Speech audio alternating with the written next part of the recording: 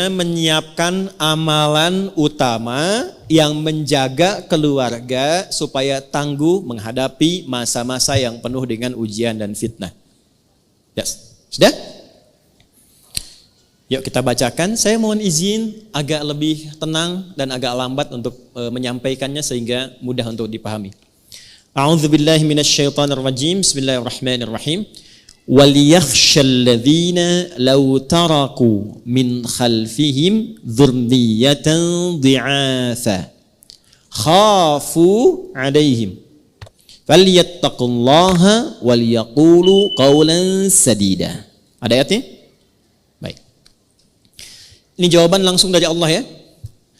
Dan hendaklah setiap orang tua itu merasa khawatir yang sangat.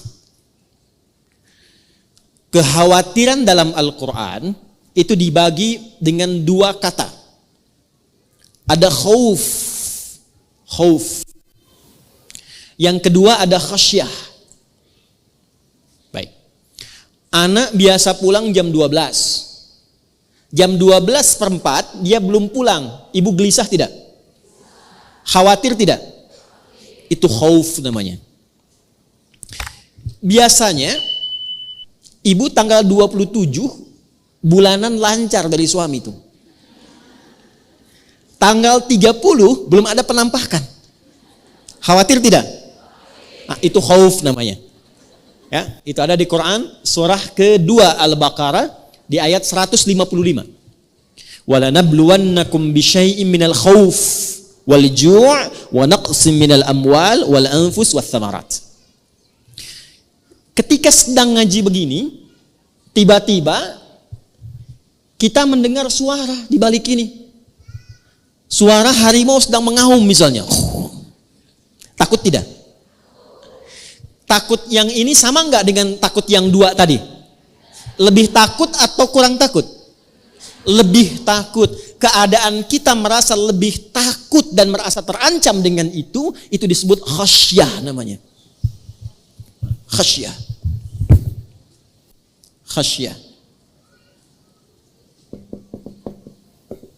Ya. Sudah?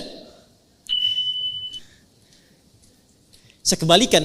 Di dalam Al-Quran, kekhawatiran orang tua itu terhadap anak tidak digambarkan dengan khauf, tapi menggunakan kata khasyah.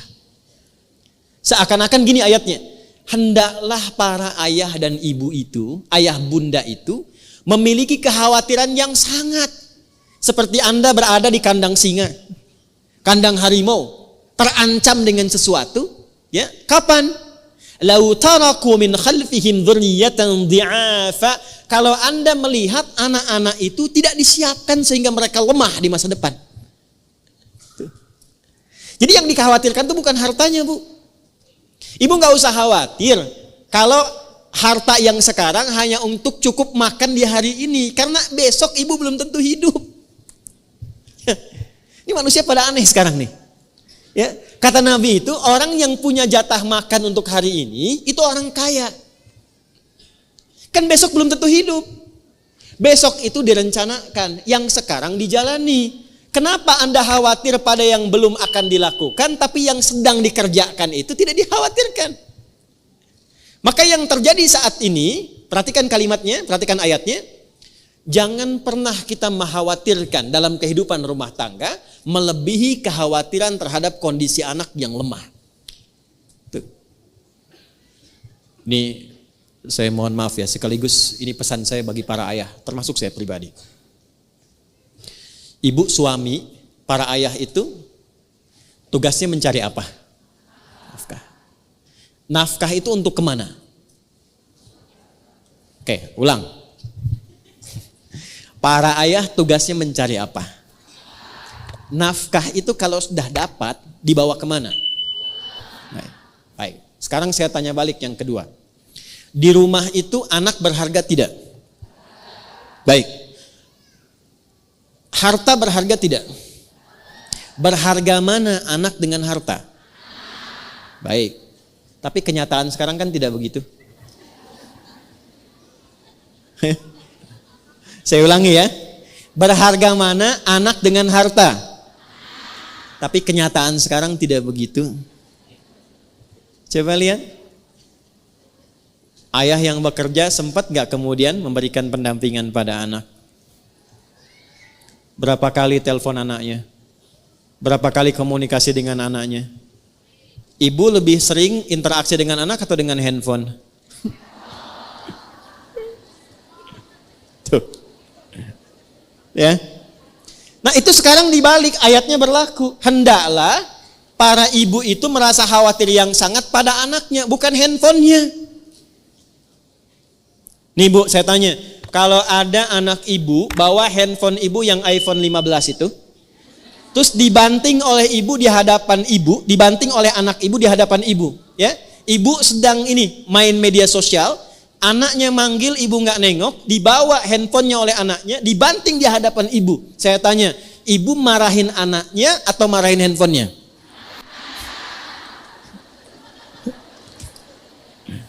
Tuh. Nah, ayat ini berlaku sekarang. Katanya Anda mencari harta itu untuk memberikan fasilitas pada anak. Sekarang Allah berikan harta, tapi Anda gunakan perhatian kepada harta melebihi anak. Oke, yang kedua. Ada seseorang punya kambing dan punya anak satu. Anaknya sakit, lantas dia bawa kambingnya ke pasar. Dia katakan, saya mau jual kambing ini Pak. Kata pembeli, kenapa dijual? Untuk biaya obat anak saya yang sakit. Kejadian kedua, ada orang punya kambing, punya anak. Lalu anaknya dibawa ke pasar, disampaikan pada penjual, saya pengen jual anak saya Pak. Kenapa? Karena kambing saya sakit. Menurut ibu, yang benar itu yang pertama atau yang kedua? Tapi realitasnya sekarang terjadi berbeda. Perhatikan. Sekarang orang tua lebih memilih untuk menuntaskan pekerjaan sosialnya dibandingkan memberi perhatian pada anaknya. Karena itu kalau ada anak tumbuh dewasa dan abai pada orang tuanya, tolong jangan salahkan mereka dulu, istighfar dulu. Istighfar. Ibu kenal Nabi Ibrahim? Ayo bilang kenal, saya pulang. Anak Nabi Ibrahim yang pertama siapa? Ismail. Saya kasih pertanyaan, kalau benar saya kasih hadiah pertama 100.000 dulu. Ya, daripada pinjam 100 kan, lebih baik ngasih. Dah, Nabi Ibrahim punya anak pertama kan, namanya siapa? Ismail. Ini yang jarang saya orang tahu. Yang tahu langsung angkat tangan saja. Istrinya Nabi Ismail namanya siapa? Ya? Salah. Salah. Salah. Waktu habis. Jawaban yang benar, Bumail.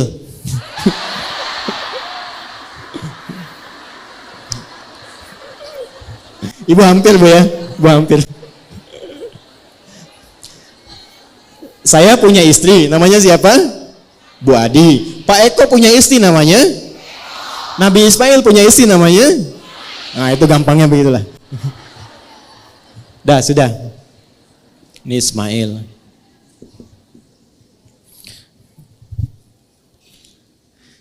Ayahnya siapa? Ibrahim. Punya istri namanya? Bukan, Siti Hajar kalau yang ini ya. Ibrahim.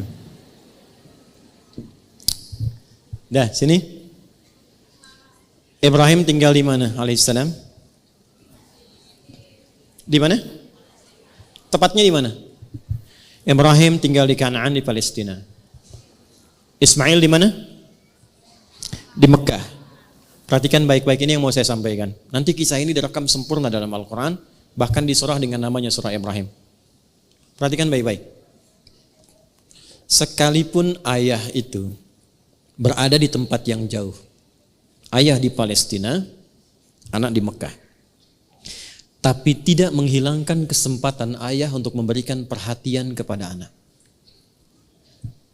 Nabi Ibrahim itu nabi, rasul, seorang suami, seorang ayah. Beliau mencari nafkah, beliau berdakwah.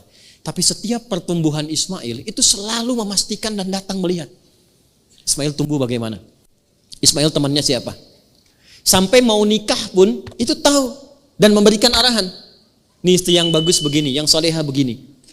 Apa yang terjadi? Ini yang mau saya katakan. Dengan perhatian orang tua yang begitu luar biasa, bahkan belum balik pun, itu anak merasakan dalamnya pekerjaan ayah. Saat Nabi Ibrahim diperintahkan oleh Allah, tugas meninggikan bangunan Ka'bah, ditinggikan lagi, karena di zaman Nabi Nuh itu hancur kena banjir. Saat mengambil batu, kakinya melangkah, kaki pertama yang menapak disebut makom namanya. Jadi kalau ibu umrah atau haji, itu di Hajar Aswad, geser sedikit ke kanan, searah tawaf, itu ada makom Ibrahim ya.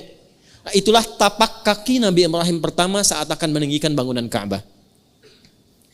Lalu ketika membawa batu ingin meninggikan, anaknya melihat itu. Nah, yang tidak banyak orang tahu, anak beliau itu, Sayyidina Ismail, itu belum balik waktu itu. Ketika melihat ayahnya sedang bekerja, merasa pekerjaan ayahnya, maka anak itu bawa batu dari sisi yang lain. Batu yang dibawa kemudian disusun. Kalau bahasa kita, ayah aku boleh bantu enggak? Disusun-susun. Kalau batu sendiri, batu disebut hajar namanya. Kalau dia disusun-susun, membentuk satu bagian disebut hijr namanya. Kalau dia menjadi ruang disebut hujrah namanya. Maka disusunlah batu itu menjadi bagian dari sisi Ka'bah. Sampai sekarang diabadikan dengan nama Hijr Ismail. Tapi poinnya bukan karena hijrnya. Poinnya itu refleksi bagi setiap orang tua yang tawaf. Itu dengan hubungan dengan anak bagaimana? Jangan-jangan harta kumpul bagus, jabatan suami bagus, ibu enak, tapi dengan anak gak cocok. Gak pernah kenal, gak pernah salam, pergi cuek begitu saja. Apa? Jadi harta yang didapatkan selama ini untuk apa? Anda mencari harta keluar untuk yang di dalam. Anda dapat harta di luar, tapi gak dekat dengan yang di dalam. Lalu manfaatnya apa harta yang didapatkan itu? Dan hebatnya, saat mendapat tugas berat untuk menyembelih pun, itu anak langsung berdedikasi mengorbankan jiwanya. Pak, kalau perlu lakukan sekarang cepat, jangan ditunda. Orang tua yang begitu perhatian pada anak, Anda bukan hanya mendapatkan kasihnya, dia bahkan rela berkorban nyawanya untuk kebahagiaan kedua orang tuanya. Itu yang sekarang tidak nampak dalam kehidupan kita. Ibu kalau lihat anak sakit keras, seakan ingin bertukar ganti kan? Ya Allah, kalau perlu saya saja ada di situ. Sekarang anak melihat orang tua sakit keras. Ya Allah, lebih cepat lebih baik ya Allah. Dah. Yuk kembali ke ayat Quran surah 4 ayat 9. 3. Ada berapa? 3. Wal yakhshal ladzina law taraku. Ini jawab dulu ya supaya enggak melebar kemana mana. Wal yakhshal ladzina law taraku min khalfihim dzurriyyatan dhi'afa. Hendaklah para orang tua merasa khawatir yang sangat bila anak-anak itu lemah menghadapi tantangan zamannya. Lemah dalam hal apa? 3. 1. Lemah imannya. Saya ulangi, lemah imannya. Iman pasangannya di Al-Quran amal soleh. Jadi kalau orang itu sudah lemah imannya, pasti amal solehnya sedikit. Kalau orang sudah sedikit amal solehnya, itu tandanya imannya sedang lemah. Maaf, biasanya sholat sunnah sekarang cuma fardu saja, sunnah nggak dikerjakan. Itu tandanya sedang lemah iman. Biasanya puasa sunnah, sekarang malah nggak dikerjakan sama sekali. Itu tandanya sedang lemah iman. Baik. Biasanya akhwat ini sholatnya rajin, sekarang bahkan sholat fardu pun sedang tidak sama sekali. Tandanya apa? Tidak, tandanya sedang head. Ya? Dia tidak sholat. Tapi kalau dia abaikan sholat begitu saja, itu tandanya sedang ya bermasalah imannya. Saya ulangi, akan muncul masa-masa di mana iman seseorang itu, kata Nabi, begitu saking lemahnya, bukan sekarang menurun. Ada yang paginya beriman, sorenya sudah hilang imannya. Yusbihu mu'mina wa yumsi kafira. Subuh masih beriman, sore sudah nggak beriman lagi. Dan itu terjadi dengan cepat sekali. Ya, Pagi-pagi masih biasa. Begitu sore ketemu kawannya yang berlawan jenis dan mengatakan aku mencintaimu. Tapi kalau engkau cinta padaku, engkau harus ikut agamaku. Banyak terjadi sekarang? Saya ulangi, banyak terjadi sekarang? Itu. Lemah iman. Kalau mau diterima kerja di sini silahkan. Tapi harus konsisten dengan jadwalnya. Dan jadwalnya dibikin persis di waktu-waktu sholat. Sampai jaga toko pun rela menjaga toko dengan meninggalkan Jumatan. Ada yang begitu? Kalau dipertahankan itu tandanya imannya bermasalah. Baik. Suami ibu dapat pilihan, Pak, ini proyek besar. Bapak ikuti cara kami, Bapak dapat fee 50 miliar. Tapi kalau Bapak bertahan dengan aturan, yang gak dapat Pak, cuman gaji aja 5 juta. Saya tanya, ibu pilih mana? Dapat 50 miliar kehilangan iman atau mempertahankan iman cuma 5 juta? Gak ada pilihan ketiga, udah gak usah milih, 2 aja itu. Saya tahu pengen 50 miliar dan 5 juta, saya tahu itu. Karena eranya gak milih begitu, cuma 2 pilihannya. Sekarang cuma 2. Ya, dia hafal Qul huwallahu ahad, dia katakan semua agama sama, menuju pada Tuhan yang sama, cuma caranya beda. Ada yang begitu? Ada yang gak kenal dengan masjidnya, dia sholawatan sudah pindah ke tempat ibadah umat lain. Ada yang begitu? Nah, tandanya sudah muncul. Kata Allah, kalau orang tua sudah mendapatkan yang seperti itu eranya, mesti khawatir lebih dalam kepada anaknya dibandingkan dengan masa-masa biasa. Lemah iman. Nanti kita cari solusinya.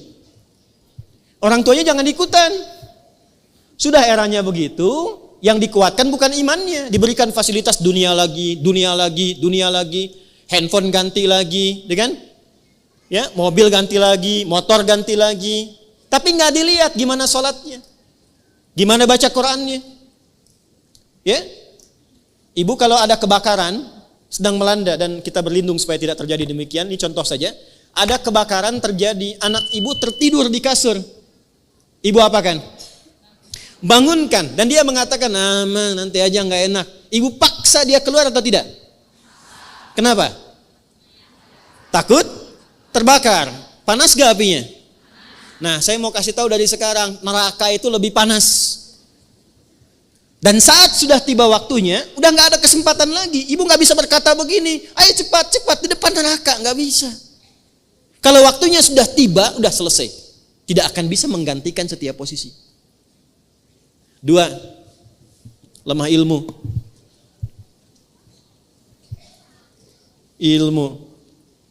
Cepat. 3, lemah harta. 1 iman, 2 ilmu, 3. Nah, jadi kalau ibu di sini bertanya bagaimana mengatasi fitnah akhir zaman, kuatkan 3 hal ini. Tapi urutannya jangan dibalik ya. Urutannya masih seperti ini. 1 apa? Iman. Yang kedua? Yang ketiga?